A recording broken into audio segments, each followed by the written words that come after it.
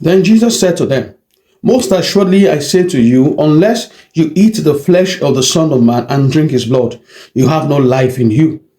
Whoever eats my flesh and drinks my blood has eternal life, and I will raise him up at the last day. For my flesh is food indeed, and my blood is drink indeed.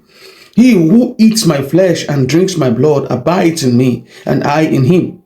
As the living Father has sent me, and I live because of the Father, so he who feeds on me will live because of me.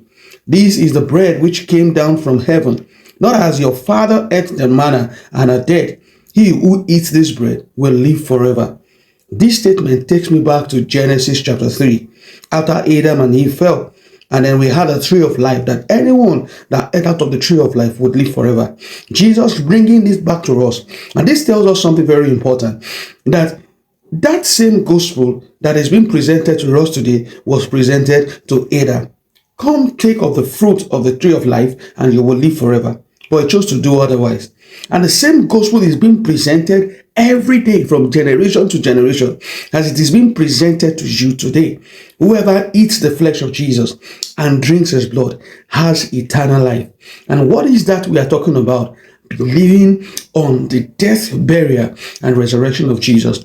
Believing in that which God only has to offer humanity. And it's going to be your choice whether to come into that life or not to come into that life. So I present this to you again today.